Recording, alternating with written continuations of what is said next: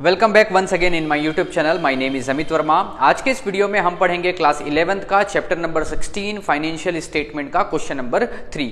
अभी तक के हमने क्वेश्चन नंबर 1 और 2 कंप्लीट कर लिया है और जो भी हमारा वो एडजस्टमेंट वाला चैप्टर अभी तक के आपने नहीं देखा है तो उसको देख लीजिए, ताकि आज के जो वीडियो है वो आपको अच्छे से समझ आ सके और क्वेश्चन 1 और 2 को भी आप अच्छे से देख लीजिएगा, ठीक है। और जो भी हमारे चैनल को सब्सक्राइब नहीं किया है तो वो आप सब्सक्राइब कर लीजिए और ज्यादा से ज्यादा आप लाइक और शेयर कीजिए, जिससे हमको मोटिवेशन मिलता है और हम ज्यादा से ज्यादा वीडियो आप तक के पहुंचाते हैं, ठीक है। तो चलिए हम चालू करते हैं आज का question number 3। Prepare final account from the following trial balance. ये ट्रायल बैलेंस दिया हुआ है, उसके बाद हमको एडजस्टमेंट दिया, यहाँ 5 एडजस्टमेंट है। तो हम पिछले 2 क्वेश्चंस में हम देख चुके हैं कि सबसे पहले हम एडजस्टमेंट को सॉल्व करते हैं, उसके बाद फिर जो बाकी बचा हुआ रहता है ट्रायल बैलेंस के अंदर उन सारी चीजों को लिखते हैं।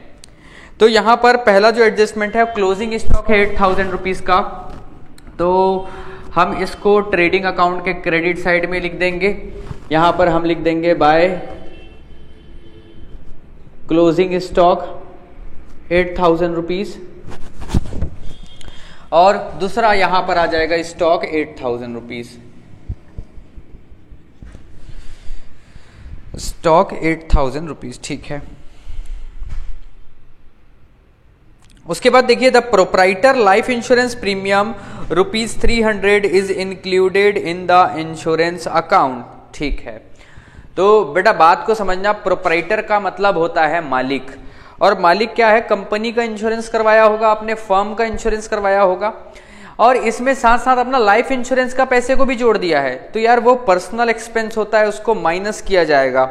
तो देखिए लाइफ इंश्योरेंस प्रीमियम अगर आप देखोगे, इंश्योरेंस एक्सपेंस है 1300 रुपए, जो कि प्रॉफिट एंड लॉस अकाउंट में आता है। तो यहां पर हम लिखेंगे टू इंश्योरेंस, इंश्योरेंस है 1300 रुपए का, जिसमें माइनस कर देंगे ड्रॉइंग। क्यों? क्योंकि ये पर्सनल यूज वाला है, पर्सनल यूज वाले को हम ये बिजनेस के एक्सपेंस में नहीं लिखते, इस वजह से ये इसको माइनस कर दिया जाएगा, ये ड्राइंग कहलाएगा। या फिर हम इसको ऐसा लिख सकते हैं life insurance, life insurance corporation, life insurance policy, और ये personal.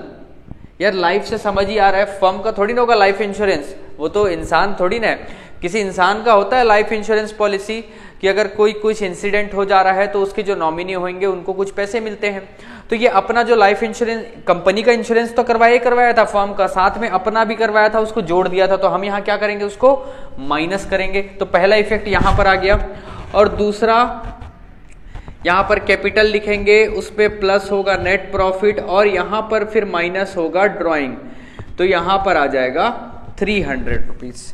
It purchase of machinery 2000 on 1st October 2001 was not recorded in book। तो उधारी में मशीन खरीदा गया था जिसको रिकॉर्ड नहीं किया गया है, तो ठीक है इसको रिकॉर्ड कर लेते हैं। तो यहां पर आप मशीन देखेंगे तो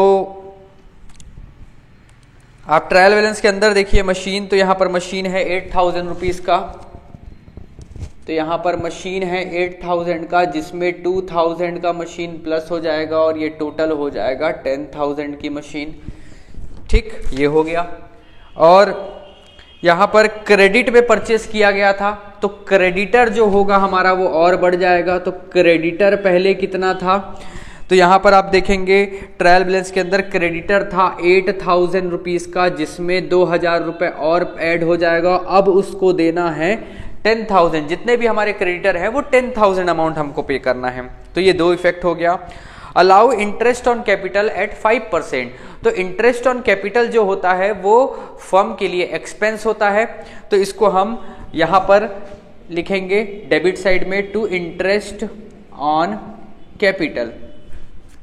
इंटरेस्ट ऑन कैपिटल जो है 5% देना है, तो कैपिटल है 30,000, 30,000 का 10% होता है 3,000 और 5% होता है 1500। तो ये 1500 यहां लिख देंगे, और इंटरेस्ट ऑन कैपिटल जो होता है यहां पर ऐड होता है, तो इसको थोड़ा सा हटा देता हूं, ये यहां पर थोड़ा सा इसको चेंज कर देता हूं। यहां पर ऐड हो जाएगा इंटरेस्ट ऑन कैपिटल है जो कि 1500 है, उसके बाद यहां पर माइनस, यहां पर फिर प्लस होगा नेट प्रॉफिट, उसके बाद माइनस होगा ड्राइंग जो भी होगा, ठीक है। तो एक नया चीज आ गया, इंटरेस्ट ऑन कैपिटल क्या होता है, ऐड हो जाता है। तो पहला तो ये फर्म के लिए एक्सपेंस है, इसलिए प्रॉफिट एंड लॉस के डेबिट साइड लिखा गया।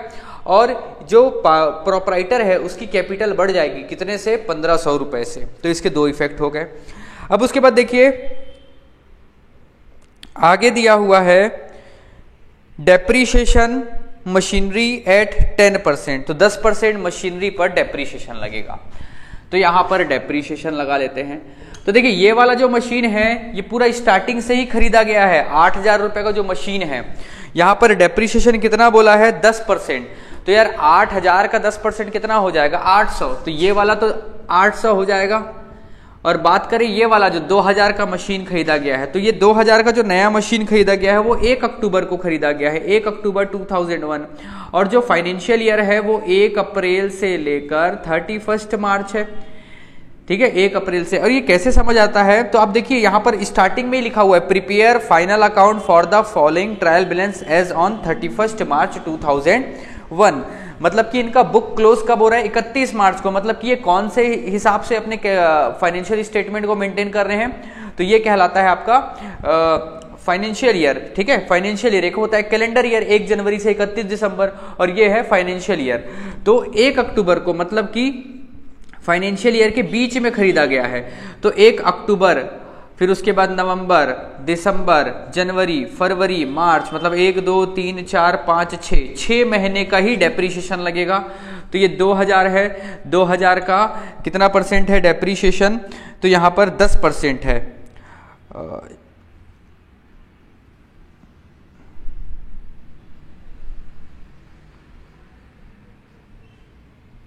तो यहां पर 10% डेप्रीशिएशन लगाना है। तो 10% होगा इसका 200, और ये 6 महीने के लिए निकालना है हमको। तो ये 2 1 0 कैंसल, ये 0 कैंसल, ये 6 1 जा 2 जा 2 1 जा और 100 जा। तो 100 रुपए लगेगा 6 महीने का। अगर पूरा साल भर में ये वाला मशीन जो है 8000 वाला वो पूरा साल भर चला है, इसलिए 8000 का 10% 800 हो गया। और ये 2000 वाला मशीन है वो 1 अक्टूबर को खरीदा गया है फाइनेंशियल ईयर के बीच में, तो 6 ही महीना इस्तेमाल किया गया है, इसलिए 6 महीने का ही डेप्रीशिएशन लगेगा जो कि 100 रुपए आएगा। और यहां पर लेस कर देंगे 900 रुपए, तो 10,000 में 900 माइनस होगा तो आउटर कॉलम में आ जाएगा 9100 रुपए। ठीक है, तो सारी चीजें हम लिख लिए हैं एडजस्टमेंट का। अब हमको जो ट्रायल बैलेंस में जो दिया हुआ है उसको लिखना है। तो सबसे पहले आ रहा है ओपनिंग स्टॉक, तो लिख लेते हैं ओपनिंग स्टॉक। देखिए ओपनिंग स्टॉक है 4000 रुपए का। उसके बाद आता है परचेज, तो यहां पर लिख देंगे टू परचेज। यहां पर परचेज आ रहा है 12000 रुपए का। और देख लेते हैं यहां कहीं रिटर्न है क्या, तो परचेज के बाद यहां पर कहीं पर रिटर्न तो नहीं दिया हुआ है, इसलिए यहां पर माइनस रिटर्न लिखकर इसको आउटर कॉलम में ही लिख लेते हैं 12000। उसके बाद फर्नीचर है 3000 रुपए का फर्नीचर, तो यहां पर फर्नीचर लिख लेंगे। फर्नीचर एसेट होता है, ये 3000 रुपए यहां आ गया। उसके बाद है इंश्योरेंस एक्सपेंस, जो कि यहां पर हम लिख लिए हैं। कैश इन हैंड एसेट होता है, कैश इन हैंड एसेट होता है, तो कैश इन हैंड आ जाएगा, कहां गया, कैश इन हैंड है 4000 रुपए। उसके बाद दिया है वेजेस ट्रेडिंग अकाउंट के डेबिट साइड आता है, डायरेक्ट एक्सपेंस है वो, तो यहां पर लिखेंगे टू वेजेस, और वेजेस का अमाउंट दिया हुआ है 3000 रुपए। उसके बाद सैलरी दिया हुआ है 2000, जो कि इनडायरेक्ट एक्सपेंस है, सैलरी 2000 रुपीज। उसके बाद एडवर्टाइजमेंट, ये भी एक्सपेंस है, तो यहां पर हम टू एडवर्टाइजमेंट है 800 रुपीज, ये आ गया 800। उसके बाद बेड डेप्ट भी इनडायरेक्ट एक्सपेंस है, बेड डेप्ट 200 रुपए। मशीनरी 8000 रुपए का लिख लिया गया है। उसके बाद दिया हुआ है डेटर है 10200 का, तो डेटर है 10200 रुपए का। उसके बाद ड्राइंग है 1000 रुपए का। और देखिए ये वाला जो ड्राइंग था यहां पर जो लाइफ इंश्योरेंस पॉलिसी वाला वो 300 रुपए था, और 1000 रुपए और हो गया, मतलब कि ये टोटल कितना हो गया 1300 रुपए। ठीक है, तो डायरेक्ट मैं यहां पर 1300 रुपए लिख दे रहा हूं, और ये ब्रैकेट में 1000 रुपए जो ट्रायल बैलेंस के अंदर दिया है ड्राइंग वो, और वो लाइफ इंश्योरेंस पॉलिसी अपना खुद का करवाया था तो वहां पे माइनस हुआ, और यहां पर भी इसको माइनस कर दिया जाएगा कैपिटल से। उसके बाद है बिल्डिंग है 12,500 रुपए का, तो यहाँ बिल्डिंग है 12,500 का, बिल्डिंग 12,500। उसके बाद है कैपिटल है 30,000 रुपीज का, यहाँ पर आ जाएगा कैपिटल 30,000 रुपीज। उसके बाद है क्रेडिटर 8,000 लिख लिया गया है। सेल है 17,000 रुपए का, तो यहाँ पर आ जाएगा बाई सेल। यहाँ पर रिटर्न नहीं है इसलिए डायरेक्ट मैं लिख लेता हूँ यहाँ पर 17,000 रुपीज। उसके बाद है बिल्स पेबल जो कि लाइबिलिटीज होता है, यहाँ पर आ जाएगा लाइबिलिटीज में 1,000 रुपीज। लोन है, लोन भी लाइबिलिटीज है जो कि लोन दिया हुआ है 3,000 रुपए का। कमीशन, देखिए कमीशन यहाँ पर ये क्रेडिट साइड दिया हुआ है, ये पर्टिकुलर अमाउंट ऐसा दिया है, मतलब कि ये क्रेडिट साइड में है कमीशन, तो यहाँ पर कमीशन मिला है, तो यहाँ पर हम लिखेंगे बाई कमीशन, क्योंकि ये इनडायरेक्ट इनकम है 400 रुपए का। बैंक ओवरड्राफ्ट ये लाइबिलिटीज होता है, बैंक ओवरड्राफ्ट लाइबिलिटीज होता है जो कि है 2,600 रुपए।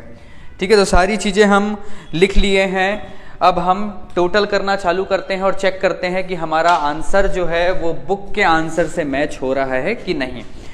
तो देखिए यहाँ पर जो हमारा आंसर दिया हुआ है बुक में वो दिया है, ग्रॉस प्रॉफिट दिया हुआ है 6,000 और नेट प्रॉफिट दिया हुआ है नील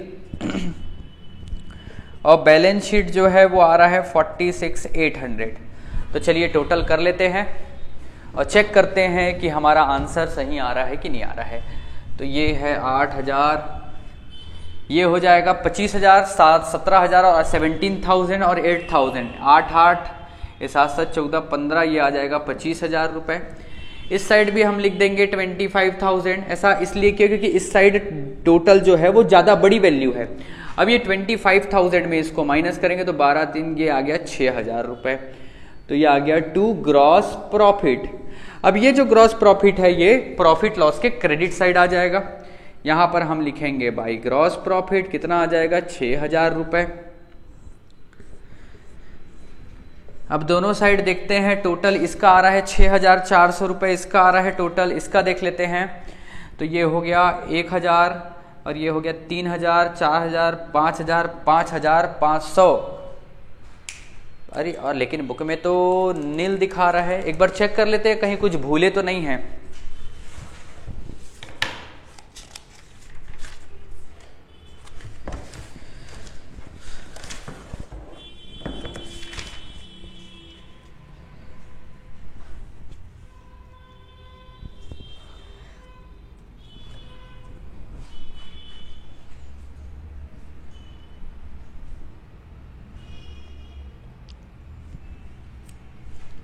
ओके ओके ओके, एक चीज अपन भूल गए हैं, डेप्रीशिएशन जो लगाना था ना, यहाँ पर डेप्रीशिएशन लगाए हैं और ये एक्सपेंस जो होता है इसको नहीं लिखे हैं, तो यहाँ पर ये लिखेंगे टू डेप्रीशिएशन ऑन मशीन। ठीक है, 900 रुपए।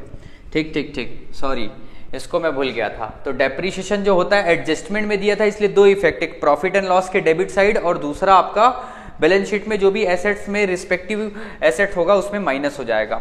तो इधर आ रहा है 6,400 और इधर टोटल कर लेते हैं 1,000 और 1,500 हो गया 2,500 और ये हो जाएगा 4,500, ये 5,500 में प्लस होगा 900, तो ये आ जाएगा 6,400। इधर भी टोटल आ रहा है और इधर भी क्रेडिट साइड भी 6,400 आ रहा है। इसका मतलब जो कि नेट प्रॉफिट जो है वो है नील, NIL नील। ठीक है, तो ना ही प्रॉफिट हो रहा है ना ही लॉस हो रहा है, और ये जो नेट प्रॉफिट है इसको हम यहां पर नील लिख देंगे। अब इसके बाद देखिए 30,000 रुपए कैपिटल है जिसमें इंटरेस्ट ऑन कैपिटल प्लस होगा और ड्राइंग होगा माइनस, तो ओवरऑल ना 1,500 प्लस होगा और 1,300 माइनस होगा। तो इसमें आप देखिए सिर्फ और क्या प्लस होगा, तो सिर्फ 200 तो प्लस होगा, क्योंकि 1,500 प्लस हो रहा है फिर 1,300 माइनस हो रहा है, तो 200 और एक्स्ट्रा प्लस हो जाएगा। तो यहां पर लिख लेते हैं हम 30,200। ठीक है, तो ये 30,200 हो गया। उसके बाद ये 10,000 जोड़ेंगे तो ये हो जाएगा 40,200, 41, 42, 43, 44, 45, 46, मतलब कि ये आ जाएगा 46,800 लाइबिलिटी साइड टोटल आ रहा है। अब इस साइड देख लेते हैं, तो ये 8000 और 9, 8 8 16 17, 17,100, 17 18 19 20 21 22 23 24 24,000 में ये 20 अगर मैं प्लस कर रहा हूँ तो 44 और 2 46 और 5 6 7 8, ठीक है 46,800 लाइबिलिटी साइड में भी आ रहा है। ठीक है, इसका मतलब कि हमारा जो सॉल्यूशन है वो एकदम करेक्ट है। तो बेटा स्क्रीनशॉट लेना है तो आप स्क्रीनशॉट ले लीजिए और आप अच्छे से इसको अपने फेयर कॉपी में आप लिखिएगा और अच्छे से प्रैक्टिस कीजिएगा, क्योंकि एग्जाम में क्या है समय कम रहता है। समय तो हालांकि 3 घंटा आपको मिलेगा, लेकिन होता क्या है कैलकुलेशन आपको फास्ट करना पड़ेगा और आपकी कैलकुलेशन क्या है फास्ट नहीं होती, इस वजह से कुछ क्वेश्चंस एग्जाम में छूट जाते हैं। तो अभी से आप अगर प्रैक्टिस करेंगे तो 12 तक के आप बहुत अच्छे हो जाएंगे। तो अभी से ही आप प्रैक्टिस करना चालू कीजिए। ठीक है, तो चलिए मिलते हैं नेक्स्ट वीडियो में, तब तक के लिए थैंक यू।